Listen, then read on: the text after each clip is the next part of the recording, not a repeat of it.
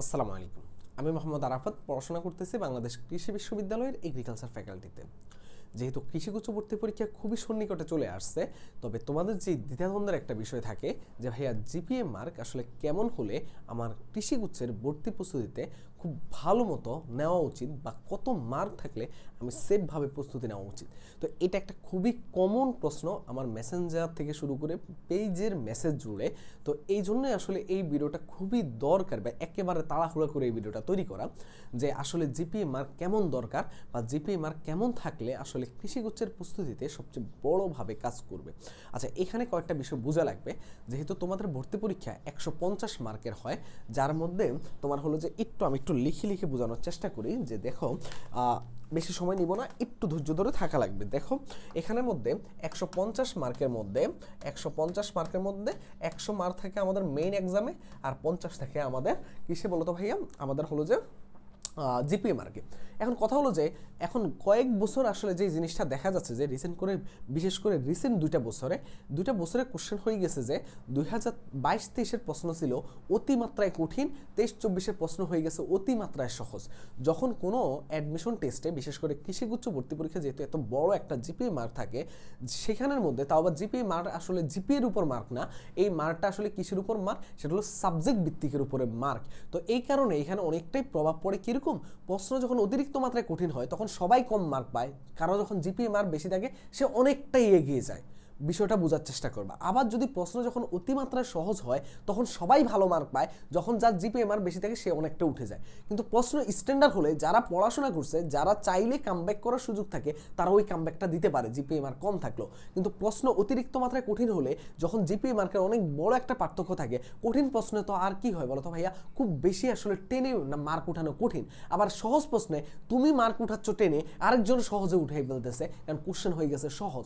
যার কারণে দেখা যায় যে জিপিএ মার্কের লাস্ট 2 বছর অতিরিক্ত মাত্রায় প্রভাব পড়তেছে কৃষিগুচ্ছ ভর্তি পরীক্ষায়, যেখানে অনেকের মার্কের ব্যবধান থাকে 4, 5, 6 মার্ক, যেটা তোমাকে পুরো অ্যাডমিশনে কেউ যদি ওই সেম মার্কে, ধরো কেউ একজন 77 মার্ক পেয়েছে, সে মেইন এক্সামে 77 পেলে তার পজিশন আসছে কত, ধরো তো ভাইয়া 1050 আসার কথা। তো কারো জিপিএ মার্কের কারণে কারো পজিশন আসছে 1050, এই সেম মার্ক পেয়ে কেউ ওয়েটিংয়ে গিয়ে 3000 পজিশন চলে যাচ্ছে।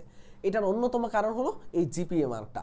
কিন্তু ভাইয়া যেহেতু এই বছর বাংলাদেশ কৃষি বিশ্ববিদ্যালয় এটার নেতৃত্বে আছে, সেহেতু আমার কাছে মনে হয় না যে জিপিএ মার্কে আসলে খুব বেশি প্রভাব পড়বে। এই জিপিএ মার্কে যাতে খুব বেশি প্রভাব না পড়ে তার জন্য কিন্তু প্রশ্ন রাখতে হয় স্ট্যান্ডার্ড, যেটা বাংলাদেশ কৃষি বিশ্ববিদ্যালয় এর আগের বিগত বছরের গতানুগতিক ধারায় তাই বলা চলে যে তারা প্রশ্ন স্ট্যান্ডার্ড রাখে এবং স্ট্যান্ডার্ড রাখার সর্বোচ্চ চেষ্টা করে। তার মানে স্ট্যান্ডার্ড রাখলে তোমার জিপিএ মার্কের খুব বেশি যে আসলে পার্থক্য তৈরি করবে এমন না, কারণ তুমি যদি পড়াশোনা করো ভাইয়া তাহলে তোমার কামব্যাক করার সুযোগ থাকবে। এখন ধরো ম্যাক্সিমাম শিক্ষার্থীর জিপিএ মার্ক আমি যদি ভুল না করে থাকি 38 থেকে 43-এর মধ্যে ম্যাক্সিমাম শিক্ষার্থী।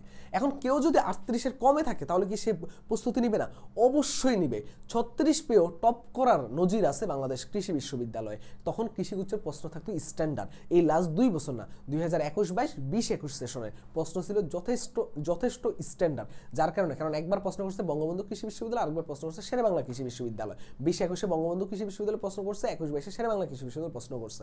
আর এই প্রশ্নগুলো ছিল অত্যাধিক লেভেল, এবং 19-20-এ করছিল বাংলাদেশ কৃষি বিশ্ববিদ্যালয়। তখন এই 3টা বছরের প্রশ্ন ছিল অনেক স্ট্যান্ডার্ড, যার কারণে দেখা যেত যে তোমার এই 38 থেকে 43 মার্কের নিচে যাদের মার্ক 35-36 পেত, তারা অনেকটাই কামব্যাক করতে পারত এবং টপ করার নজির ছিল মেইন এক্সামে ভালো করে।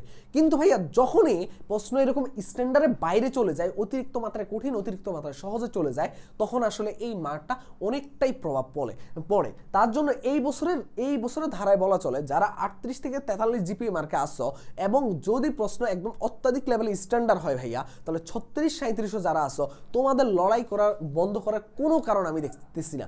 যারা 36-37 আসো তোমরাও লড়াই করবা ভাইয়া, তবে সেটা অবশ্যই কামব্যাক করার সুযোগ থাকবে। অ্যাটলিস্ট টপ না করতে পারলেও মিডিয়াম পজিশন দিয়ে তুমি চান্স পেতে পারবা।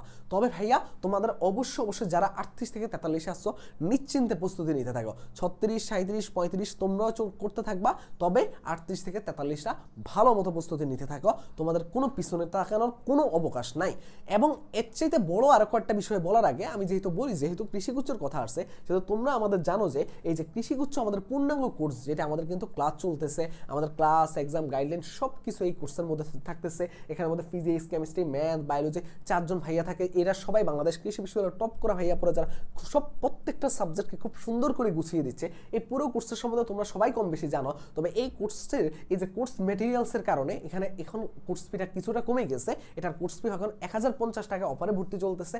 যারা অফারে ভর্তি হবা অবশ্যই এই যে এখানে যে নাম্বারটা আছে 01314770610 এই হোয়াটসঅ্যাপে অবশ্যই মেসেজ দিয়ে বাকি বিস্তারিত জেনে নিবে। কিন্তু যারা আসলে এই কোর্সে ভর্তি হবা না, এই কোর্সে ভর্তি হলে এক্সাম বেসে ভর্তি হওয়ার দরকার নেই। যারা এক্সাম বেসে কেবলমাত্র ভর্তি হতে চাও, অবশ্যই আমাদের এক্সাম বেসের জন্য কি পরিমাণ এফোর্ট দেওয়া হচ্ছে, কারণ এখানে সবচেয়ে বেশি শিক্ষার্থী এই বছর যুক্ত হচ্ছে, যার কারণে এই বছরের এক্সাম বেসের মধ্যে সবচেয়ে বেশি একদম স্ট্যান্ডার্ড কত লেভেল কিভাবে করা উচিত, যেই প্রশ্নগুলো যাতে ডিরেক্ট কৃষিগুচ্ছ ভর্তি পরীক্ষায় পাওয়া যায় এমন লেভেলের প্রশ্নগুলো রাখা হচ্ছে, যাতে তুমি এই এক্সামের প্রশ্নগুলো দিয়ে মেইন এক্সামের কভার করতে পারো এবং এই এক্সামের প্রশ্নগুলো তুমি প্র্যাকটিস আকারে মেইন এক্সামে কাজে লাগাতে পারো। এই জন্য আসলে এত আয়োজন করা। এই কোর্সের কোর্স ফি অনেক কম এবং এই কোর্সে ভর্তি হতে চাইলে এখানে মেসেজ দিবে। এখানের মধ্যে শুধু chapter wise paper final, subject final, final model test না, এখানের মধ্যে গাইডলাইন সেশন, সাজেশন এবং পিডিএফ এবং ডিসকাশন গ্রুপ আলাদা আছে।